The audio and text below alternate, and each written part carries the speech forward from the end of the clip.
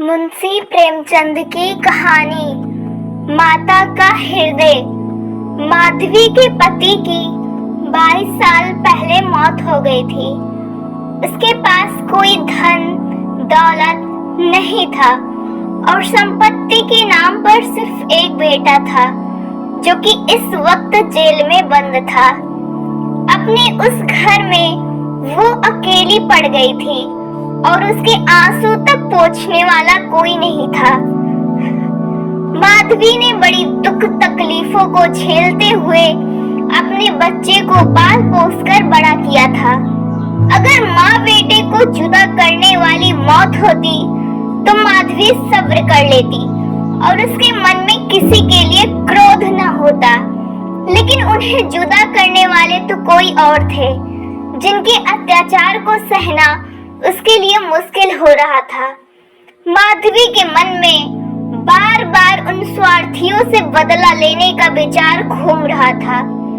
माधवी के लिए उसका बेटा ही सब कुछ था, जिसे देखकर ही उसे जिंदगी में आगे बढ़ने का हौसला मिलता था। माधवी का बेटा सुंदर होने के साथ ही बहुत होनहार भी था। माधवी ने उसकी अच्छी परवरिश की थी। उसकी गली के सारे लोग उसके बेटे की तारीफ करते नहीं थकते थे और यहाँ तक कि स्कूल के अध्यापक तक उस पर जान छिड़कते थे।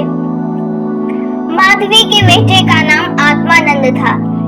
आत्मानंद से दूसरों की दुख तकलीफें देखी नहीं जाती थी और लोगों की मदद करने के लिए वह हमेशा तत्पर रहता था।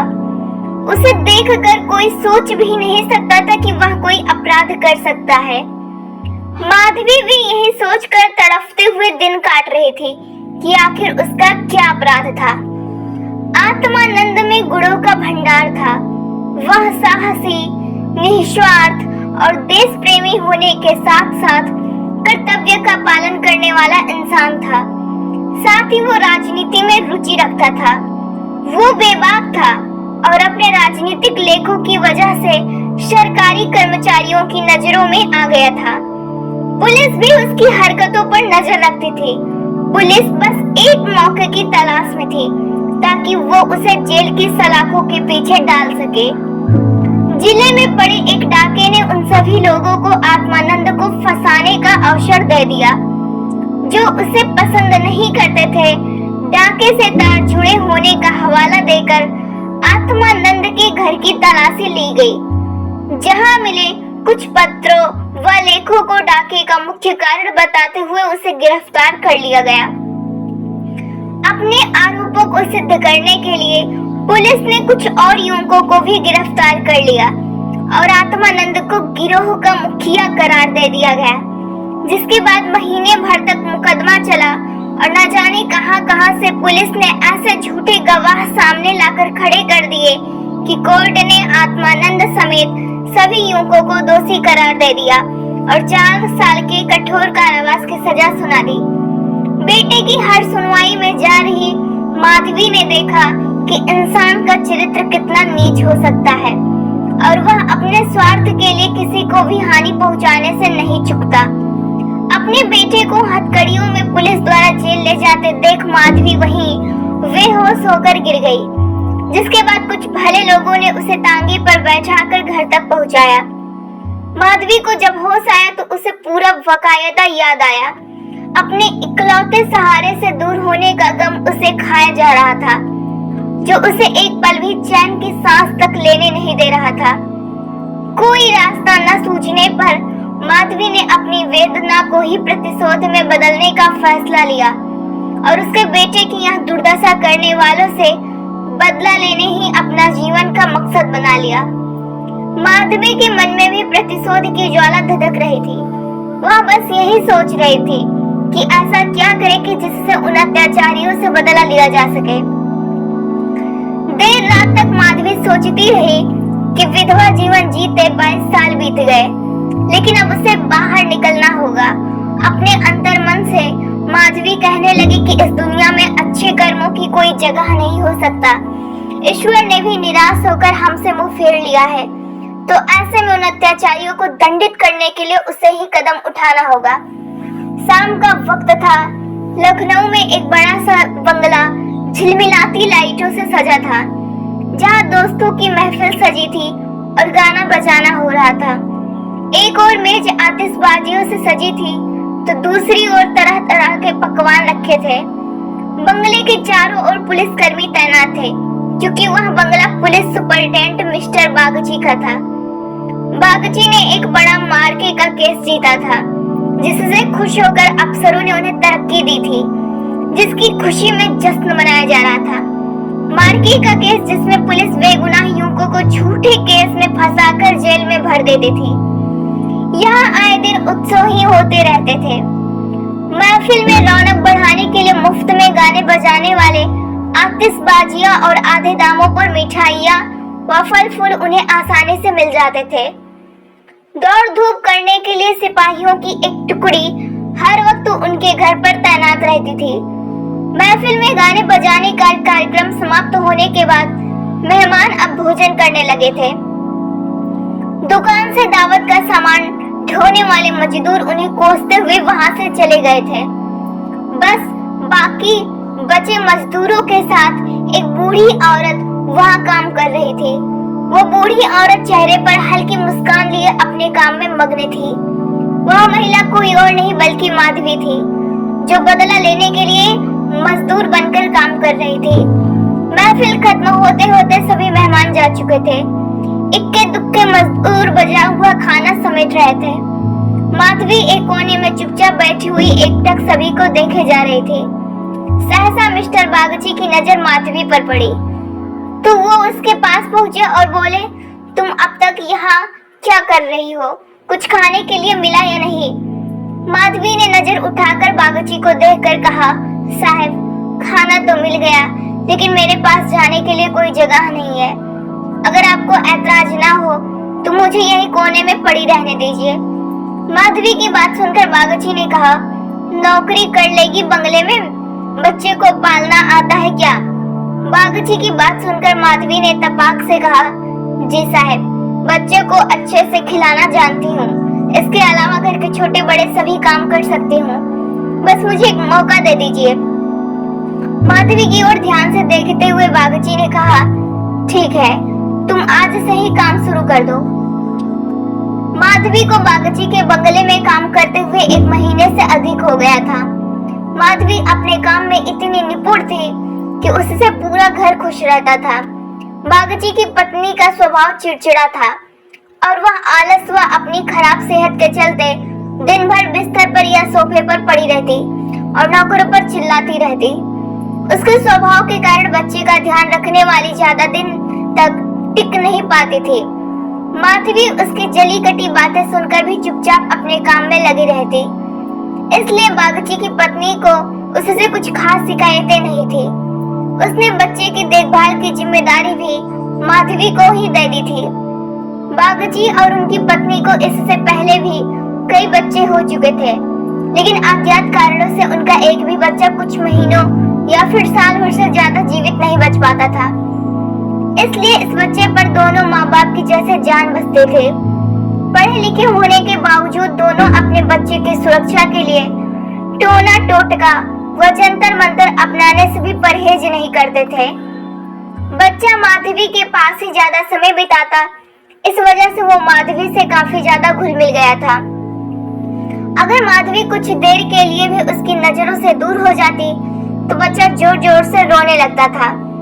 बच्चा माधवी को ही अपना माँ समझता और वह साथ खेलती तो ही खेलता, वह दूध पिलाती तो पीता और वह सुलाती तो ही उसे नींद आती। अपने पिता को तो बच्चा जैसे कोई अजनबी समझता और माँ उस पर ध्यान नहीं देती थी। माधवी को लगा था कि बड़े घर में काम करने से तनख्वाह अच्छी खासी मिल जाएगी, जिससे महीने का खर्चा पूरा हो जाएगा, लेकिन यहाँ तो नौकरों से हर एक पैसे का हिसाब लिया जाता। एक दिन बच्चे को गोद में उठाए माधवी ने मालकिन से कहा कि बच्चे के लिए कोई खिलौना गाड़ी मंगवा देती तो अच्छा होता। माधवी की बात सुनकर मिसेस बागची ने कुंठित स्वर में कहा, कहाँ से मंगवाऊं इसके लिए खिलौना गाड़ी? हाथ में रुपए भी तो होने चाहिए। इसका खिलौना 10-20 रुपए में आएगा और इतने रुपए कहाँ है हमारे पास। माधवी ने मिसेज बागजी और गौर से देखते हुए कहा, मालकिन, खिलौना ही तो है। माधवी की बात सुनकर मिसेज बागजी ने कहा, अब तुमसे क्या छुपाना। दरअसल तुम्हारे मालिक की पहली पत्नी से 5 बेटियां हैं, जो इलाहाबाद के एक स्कूल में पढ़ रही हैं। 5 कुंवारी हैं और उनकी पढ़ाई लिखाई और दूसरे खर्चों में इनका आधा वेतन चला जाता है। ऊपर से लड़कियों की शादी करवाने के लिए कम से कम 25,000 रुपए लगेंगे। अब कहाँ से लाएं इतने पैसे। मिसेज बागजी की बातें सुनकर माधवी बोल पड़ी, मालिक को घूस भी तो मिलती होगी ना। माधवी यह कहकर चुप हो गई। मिसेज बागजी ने गहरी सांस भरते हुए कहा, ऐसी कमाई में बिल्कुल बरकत नहीं होती।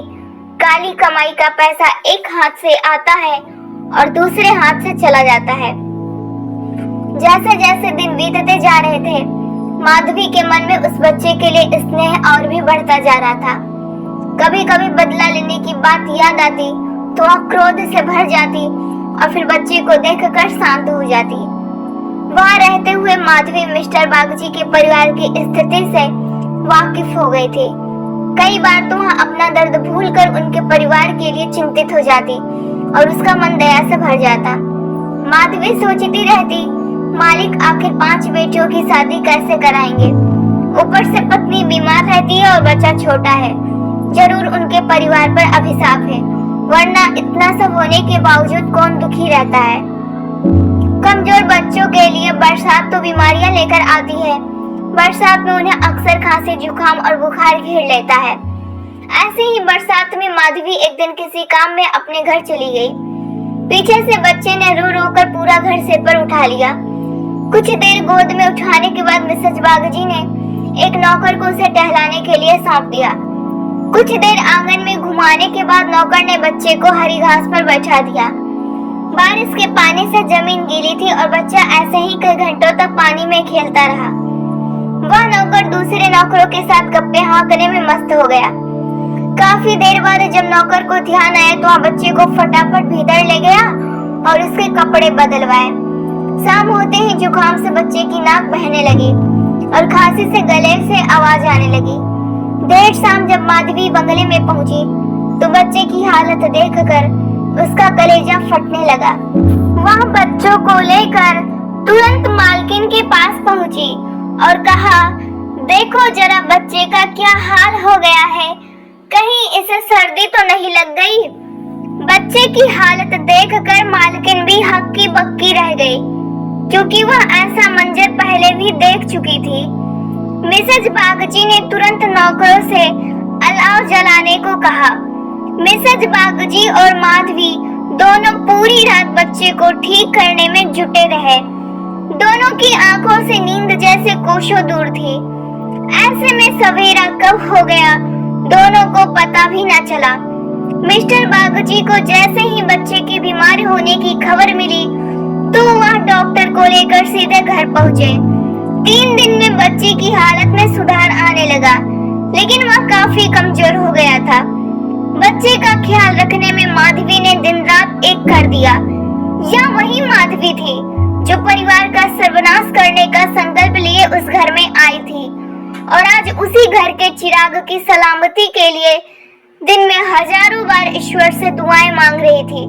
शायद माधवी की दुआओं का ही असर था कि बच्चे की सेहत में धीरे धीरे सुधार होने लगा। एक सुबह मिस्टर बागजी बच्चे के झूले के पास बैठे हुए थे और मालकिन सिरदर्द के कारण चारपाई पर पसरी हुई थी। माधवी पास में ही बैठी बच्चे के लिए दूध गर्म कर रही थी। माधवी की ओर देखते हुए मिस्टर बागजी ने कहा, हम जब तक जिएंगे तुम्हारे एहसान के तले दबे रहेंगे। यह तुम ही हो जो बच्चे को मौत के मुंह से खींच लाई, वरना हम तो उम्मीद ही हारने लगे थे। इतने में मिसेज बागजी भी उठकर पास आ गई और माधवी से कहा, तुम एक देवी बनकर हमारे जीवन के कष्ट हरने के लिए आई हो। आज अगर तुम ना होती तो पता नहीं क्या अनर्थ हो जाता। मेरी तुमसे एक विनती है, वैसे तो जीना मरना सब ऊपर वालों के हाथ में है, लेकिन तुम्हारे हाथ में जरूर संजीवनी है। मेरी तो किस्मत ही अभागी है, पर हो सकता है तुम्हारे पुण्यों से मेरे बच्चे की जान बच जाए। माधवी चुपचाप मिसेज बागची की बातें सुन रही थी। मिसेज बागची रुआसी आवाज में कहने लगी, सच कहती हूँ, अब तो बच्चे की गोद में उठाने तक से मुझे डर लगता है। तुम इसे आज से ही अपना बच्चा समझो और इसकी माँ बन जाओ। इसे भी तुमसे बहुत लगाव है। तुम इसे अपने साथ अपने घर ले जाओ और वहीं इसकी परवरिश करो। जब तक यह तुम्हारी गोद में रहेगा, हमें चिंता नहीं होगी। मिसेज बागची की बात सुनकर माधवी ने कहा, मालकिन, क्यों ऐसे बुरे विचार मन में ला रही हो? बच्चे की हालत में सुधार हो रहा है और देखना भगवान की इच्छा से सब कुशल मंगल होगा। इतने में मिस्टर बागची बोल पड़े, नहीं बूढ़ी माँ, मेरा दिमाग भले ही इन बातों को ढकोसला करार देता हो, लेकिन मन का एक कोना इस पर विश्वास करना चाहता है। मेरी अपनी माँ ने मुझे पैदा होते ही एक धोबिन को बेच दिया था, क्योंकि मुझसे पहले मेरे 3 बड़े भाइयों की मौत हो चुकी थी। इसलिए मेरी जान बचाने के लिए उन्हें जो उचित लगा उन्होंने किया। अब बारी हमारी है और हमसे जो बन पड़ेगा हम करेंगे। तुम इसे आज से ही अपना ही बेटा मानो और इसे साथ ले जाओ। हमें जब भी इससे मिलने का मन होगा हम चले आएंगे और खर्च की चिंता न करना। इसकी पूरी परवरिश का खर्चा हम समय समय पर तुम्हें भेजते रहेंगे। मिस्टर बागची ने कहा, मैं जिस पेशे में हूँ, मुझे न चाहते हुए भी कुकर्म करने पड़ते हैं। झूठी शहादतों बनाकर निर्दोषों को फंसाना पड़ता है। उनकी और उनके परिवारों की न जाने कितनी बद्दुआएं मेरे सिर पर हैं। मैं जानता हूँ कि बुराई का फल कभी अच्छा नहीं हो सकता, लेकिन मैं लोभ में आ ही जाता हूँ। अगर मैं ये सब न करूँ तो नालायक करार देकर निकाल दिया जाऊंगा। अंग्रेजों को जहाँ 100 खून भी माफ होते हैं, लेकिन हम हिंदुस्तानियों की एक गलती भी हमें भारी पड़ सकती है। इसलिए मेरी विनती है कि हमारे बेटे को स्वीकार कर लो। माधवी को भी उस बच्चे से बेहद लगाव था, इसलिए वह खुशी खुशी मान गई। गदगद होते हुए माधवी ने कहा, आप दोनों की अगर यही इच्छा है तो मैं बच्चे को अपनाने के लिए तैयार हूँ। मुझसे जो बन पड़ेगा मैं करूँगी। मेरी भगवान से बस यही दुआ है कि हमारे बच्चे को भी वो अमर करे। बड़ी देर से बच्चा आराम से झूले में सो रहा था। चादर से उसका मुंह ढका हुआ था। माधवी ने दूध गर्म कर बच्चे को पिलाने के लिए जैसे ही उसके मुंह से चादर को हटाया, उसके मुख से जोर से चीख निकल गई। बच्चे का शरीर पूरी तरह से ठंडा हो चुका था और चेहरा पीला पड़ गया था। माधवी ने जल्दी से बच्चे को गोद में उठाकर सीने से चिपका लिया और जोर जोर से रोने लगी। बालक सभी को छोड़ भगवान के पास जा चुका था। दिन भर पूरे घर में मातम पसरा रहा और रोने की चीख पूरी पुकारों से जैसे पूरा घर कौंध गया हो। मिस्टर बागची और उनकी पत्नी का भी रो रो कर बुरा हाल पड़ा था। माधवी जो खुद बच्चे को खोने के दर्द से तड़प रही थी, उन दोनों को सांत्वना दे रही थी। माधवी उनसे कह रही थी, अगर उसके बस में होता तो अपने प्राण त्याग कर भी बालक को बचा लेती, लेकिन ऐसा संभव नहीं है।